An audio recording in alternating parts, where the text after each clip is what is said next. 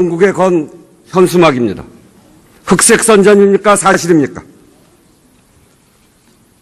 지금 제가 그 글이 잘 보이질 않습니다.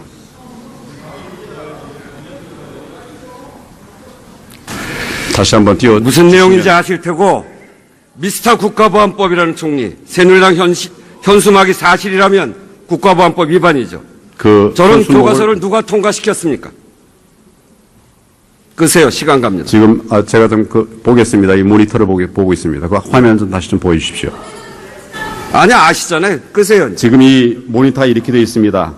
모니터를 좀 보여주시죠. 좀 아니, 지루하셨습니까? 다 아시잖아요. 그냥 아니, 이게 시간 제가 가니까. 모니터 보겠습니다. 끄세요.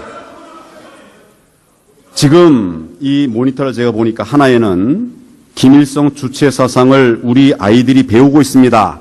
걱정의 글을 쓴 것입니다. 또 그 옆에 또 다른 플래카드를 보면 이거는 다 주체 사상 가르치는 거 잘못됐다는 지적을 당해서 하고 있는 것입니다. 제가 지금 이거 보기에는 아무리 봐도 그렇게 해석되는 겁니다.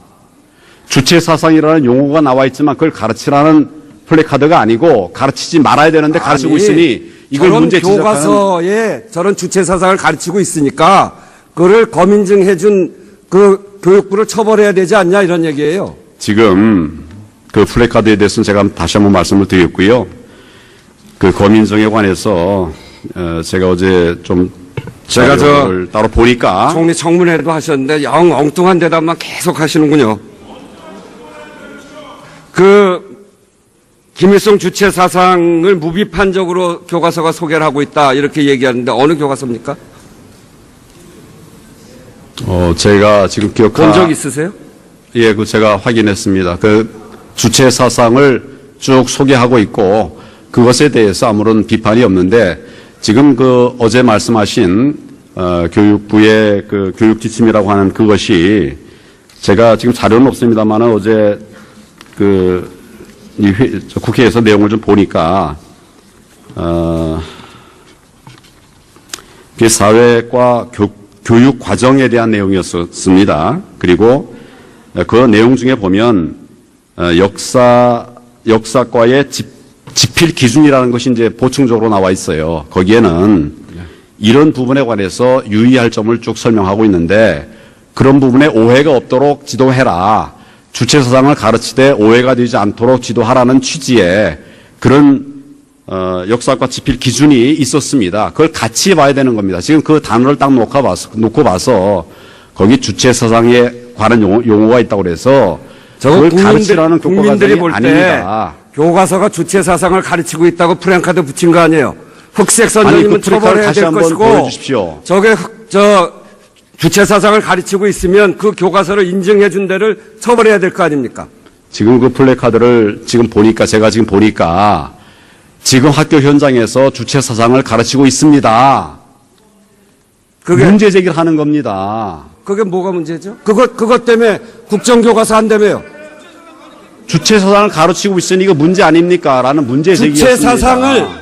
주체 사상을 비판적으로 가르치라고 교육 지침에 들어가 있어요. 비판적으로 가르치지 않는 점을 비판적으로 가르치는데 그것 때문에 국정교과서 한다는 거 아니에요. 저 교과서 8군데 제가 다 살펴봤어요. 저기에 단 한 군데도 무비판적으로 쓴 데가 없어요. 왜 정부는 이렇게 허위사실을 날조하고 교과서 그것도 이명박 박근혜 정부가 만든 교과서에 대해서 왜 이렇게 허위사실을 날조해 가면서까지 국정교과서를 만든다는 겁니까? 의원님 공부도 많이 하시는 분이고 그러신데 사실 인정은 객관적인 사실을 토대로 해서 인정하셔야 될 거 아닙니까? 총리님이 인정하세요. 총리님이 이렇게 아니 아까 플래카드 딴소리만 하세요. 아까 그 플래카드를 한번 보십시오. 그게 어떻게 주체 사상을 교육하라는 것입니까? 도대체 말이 안 돼서 친일 교과서 안 된다고 그랬죠. 안 됩니다. 화면 보세요. 교학서 교과서인데요. 의병 학살을 소탕 토벌, 수탈한 쌀을 쌀 수출로 특히 위안부 할머니들은 일본군을 따라다니는 경우가 많았다며 자발적으로 이루어진 것처럼 모독했습니다. 저거 친일 교과서 아닙니까? 잘못된 부분에 대해서는 어떤 교과서든 잘못된 것은 고쳐야 됩니다. 지금 그런 것이 이번 역사 교과서 개편의 방향입니다. 이 교과서를 집필한 분이 얼마 전에 TV 토론에 나와서 이렇게 얘기했어요. 돈을 주지 않고 간 것은 없기 때문에 수탈이 아니라 수출이다. 이렇게 얘기합니다. 100원짜리를 10원 주고 가져갔으면 수출이 아니라 수탈이 아니라 수출이다. 이 궤변이죠. 이 궤변이야말로 일본 제국주의가 우리나라를 식민지화해서 수탈한 그것을 정당화하려고 하는 전형적인 논리입니다. 이분이 누군지 아세요? 개개인에 대해서는 제가 말씀드릴 의미가 없고요. 객관적인 입장에서 정부기관의 한국학중앙연구원 권희영 교수입니다. 정부기관에 저런 사람을 그대로 놔둬도 됩니까? 기본적으로 이번 놔둬도 되냔 말이에요. 친일적 발언에- 발언을 하는 사람을 놔둬도 돼요? 그 발언의 내용에 관해서 좀 면밀히 판단해 봐야 되겠습니다. 지금 그 말씀만 듣고 제가 맨날 판단할 수는 면밀히 없고요. 판단합니까? 필요한 부분은 면밀히 아마 판단해야 됩니다. 국정교과서 지필진으로 들어갈 것으로 유력하던데 그렇습니까? 그 부분은 국편에서 적임자라고 판단되는 분들을 모셔서 그렇게 지필진을 만들 것으로 알고 있습니다. 적임자라고 판단하면 모시겠다고요? 국편에서 국사편찬위원회에서 국사편찬위원회도 정부기관이잖아요. 결정할 것이라고 생각합니다. 아니 그것도 정부기관 아닙니까? 정부기관 맞습니다. 네. 그러니까 정부기관에서 저런 친일적 생각을 갖고 있는 분도 모시면 괜찮다? 거듭 말씀드렸다시피 제가 언제 그렇게 말씀을 드렸습니까? 참. 제가 그렇게 말하지 않은 것을 그렇게 말했다고 얘기해 말씀하시니까 균형 있는 얘기해 보세요. 균형 있는 역사 저분 모실 겁니까? 누구요? 권희영 교수를 지필진으로 모실 겁니까? 특정인을 제가 지금 여기서 말씀드릴 수는 없고 그분은 말씀드렸다시피 국편에서 결정할 것으로 그렇게 판단하고 거기에 의사결정을 맡기겠습니다. 저런 분이 쓴 교학사 교과서가 검정을 통과했습니다. 그런데 박근혜 정부와 새누리당이 교학사 교과서에 이런 친일 문제를 삼은 적이 없습니다. 국정교과서는 바로 저런 사람들을 동원해서 친일 독재 교과서를 만드는 것 아니냐?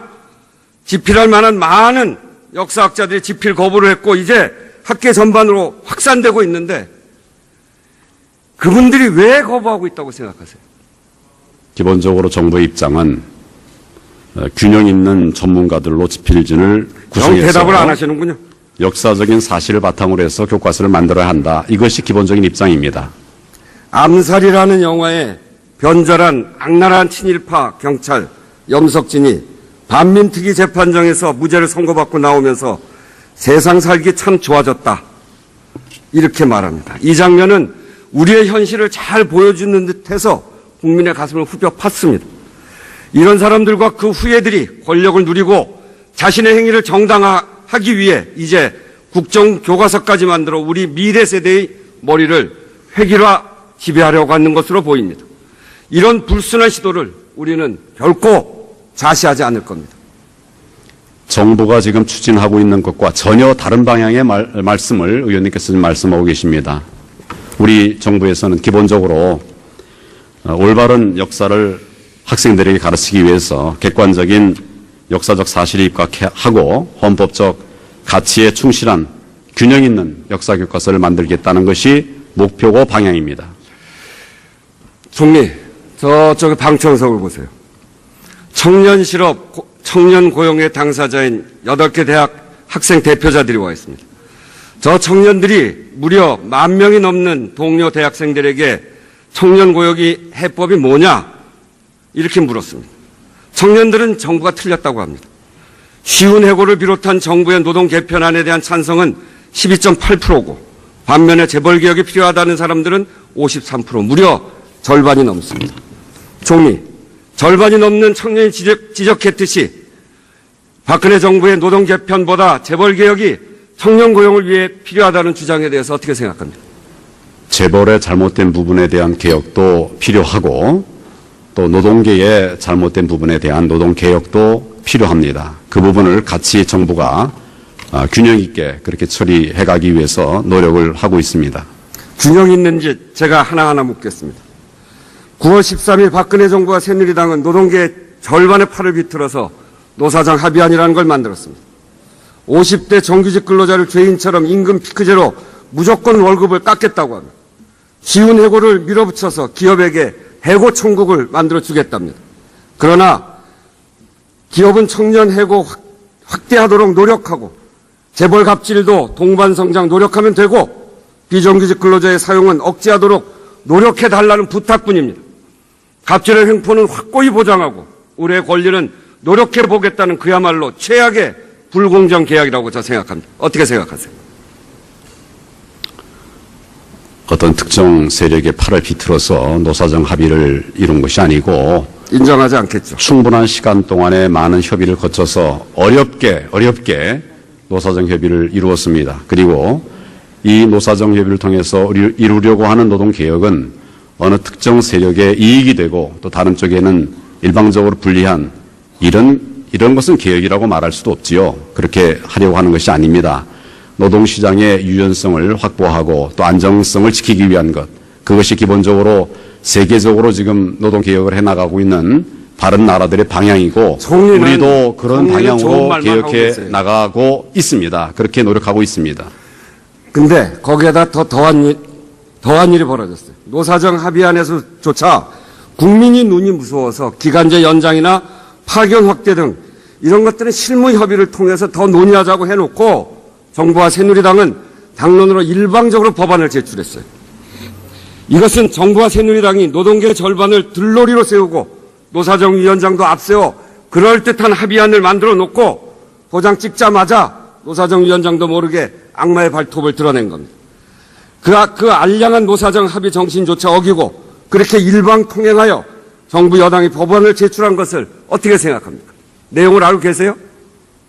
국회에 제출한 노동개혁 입법 중에서 근로기준법, 또 고용보험법, 그리고 산재보험법 이 세 개 법안은 노사정 합의 사항을 반영해서 노사정의 합의 내용대로 그렇게 법을 만들어서 지금 제출한 것으로 알고 있습니다. 그리고 다만 두 가지 기간제법과 파견법 이 두 가지는 우선 입법 절차를 진행하면서 노사정 대타협 시에 합의한 대로 추가 논의를 하고 또 합의 도출 시에는 반드시 그것을 입법 과정에 반영한다는 방침을 천명하고 또 그렇게 추진하고 있다는 점을 말씀을 드립니다. 노사정 위원장도 그 내용을 몰랐고 일방적으로 추진하면 사퇴하겠다고 합니다.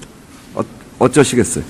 지금 제가 말씀드린 것처럼 5가지 법안 중에 3가지는 합의한 내용에 따라서 입법 추진을 하고 있고 3가지도 잘못 보고받으셨고 나머지 2가지에 관해서는 일단 입법을 추진한 뒤에 이것이 이제 시간이 급한 거 아니겠습니까? 상당히 오래됐고 이제는 정리가 됐으면 좋겠는데 총리가 내용을 잘 모르시기 때문에 들어가시죠. 제가 노동부 장관하고 얘기하겠습니다.